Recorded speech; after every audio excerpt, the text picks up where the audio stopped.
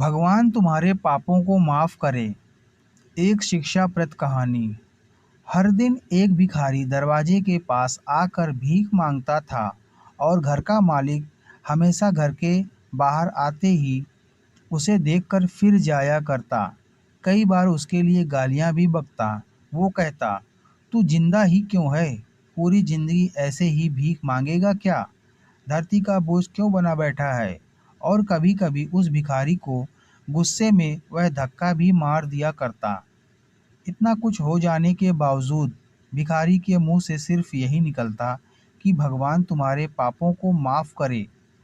एक दिन सेठ को धंधे में बड़ा नुकसान होने की खबर मिली। सेठ बहुत परेशान था कि तभी उसके दरवाजे पर वही भिखारी आया। गुस्से में अपना आपा खोते हुए सेठ ने उस भिखारी को पत्थर दे मारा। पत्थर लगने के कारण भिखारी का सर फूट गया और उसके सर से खून बहने लगा। फिर भी भिखारी दर्द से कराहते हुए भिखारी ने इतना ही कहा, भगवान तुम्हारे पापों को माफ़ करे। भिखारी वहाँ से चला गया। सेठ सोच में पड़ गया। भिखारी को पत्थर मारा, फिर भी उसने सिर्फ प्रार्थना की। सेठ का गुस्सा शांत हुआ। सेठ का मन शांत हुआ। भिखारी का रहस्य जानने के लिए सेठ ने भिखारी का पीछा करना शुरू कर दिया। भिखारी जहाँ जहाँ जाता, सेठ उसके पीछे पीछे जाता। सेठ ने देखा कि कोई उसको खाना देता, कोई उसको मारता, कोई अपमानित करता तो कोई गाली देता। लोग भिखारी के साथ चाहे जैसा व्यवहार करते, लेकिन भिखारी सबके लिए एक ही प्रार्थना करता, भगवान तुम्हारे पाप माफ़ करे। अब रात होने को आई थी। भिखारी अपने घर जाने के लिए लौटा। वो अपने घर पहुंच गया, लेकिन सेठ अब भी उसका पीछा कर रहा था। एक पुरानी टूटी हुई खटिया पर एक बूढ़ी औरत लेटी हुई थी। काफ़ी कमज़ोर और बीमार लग रही थी। वह भिखारी की पत्नी थी। अपने पति को वापस आता देख वह खाट से उठ खड़ी हुई। पत्नी ने अपने पति के भीख वाले कटोरे में देखा। उसमें सिर्फ आधी बासी रोटी थी। उसे देखकर वह बोली, आज बस इतना ही मिला? और हाँ, आपके सिर से खून निकल रहा है, ये चोट कैसे लगी? बूढ़ा भिखारी बोला, आज बस इतना ही मिला। किसी ने कुछ दिया ही नहीं। सब ने गालियाँ दी और एक सेठ ने पत्थर भी फेंक के मारा, इसलिए मेरा सर फट गया।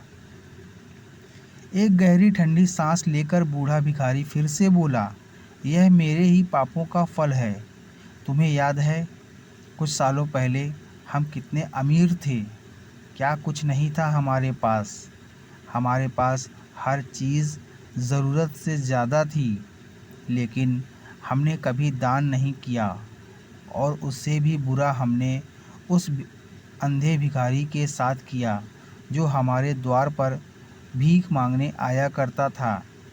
बूढ़ी पत्नी की आंखों में आंसू आ गए। वह बोली, हाँ, हम उस बेचारे अंधे के साथ बहुत बुरा करते थे। उसका अपमान करते थे। उसे खाने के लिए रोटी की जगह कागज़ दिया करते। उसका मजाक उड़ाया करते और कभी कभी मारा भी करते। मैंने कभी उसको रास्ता भी नहीं दिखाया। एक बार मैंने उसके मुंह पर मिट्टी भी फेंकी थी और वह हमेशा दुखी होकर यही कहता है कि भगवान तुम्हें तुम्हारे किए की सज़ा देगा। भगवान तुम्हारे पापों की सज़ा ज़रूर देगा। उसका श्राप सच हुआ और इस दुख भरी ज़िंदगी में आ गए। भिखारी बोला, हाँ, उसका श्राप सच हुआ, इसलिए मैं किसी को बद्दुआ नहीं देता। चाहे कोई मेरे साथ कैसा भी बर्ताव करे, मैं हमेशा उसके लिए प्रार्थना करता हूँ। मैं नहीं चाहता कि कोई भी हमारे जैसे ज़िंदगी का अनुभव करे, किसी को भी हमारे जैसे दुखों का सामना करना पड़े। वो नहीं जानते कि वह कितना बड़ा पाप कर रहे हैं, इसलिए अनजाने में हुए पाप की ऐसी सज़ा किसी को भी मिले मैं नहीं चाहता। सेठ वहीं पर छुपकर यह सारी बातें सुन रहा था। अब उसे सब कुछ समझ में आ गया था। भिखारी और उसकी पत्नी ने वह आधी रोटी मिल बांटकर खाए और भगवान को धन्यवाद बोलकर सो गए। अगले दिन बड़ा भिखारी फिर से भीख मांगने गया। सेठ के घर के पास जाते हैं।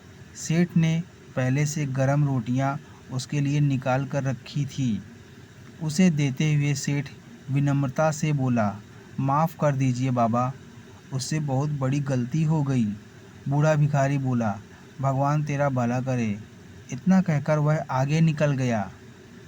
दोस्तों, इस कहानी से जो सीख लेने लायक है वह बड़ी ही सिंपल है कि आदमी चाहे किसी के बारे में बुरा कहे या भला करे, लेकिन भगवान सिर्फ कर्म के हिसाब से उसको फल देता है। क्या हुआ अगर भगवान नहीं दिखता है, लेकिन यह बात बिल्कुल सच है, उसके खाते में सबका हिसाब बहुत पक्का होता है। इसलिए जब किसी के लिए कुछ भी करो तो अच्छा ही करो। आशा है दोस्तों आपको ये कहानी पसंद आई होगी। अगर आपको ये कहानी पसंद आई तो कृपया हमारे चैनल को लाइक कीजिए, सब्सक्राइब कीजिए और कमेंट बॉक्स में ज़रूर बताएं कैसी लगी हमारी ये कहानी।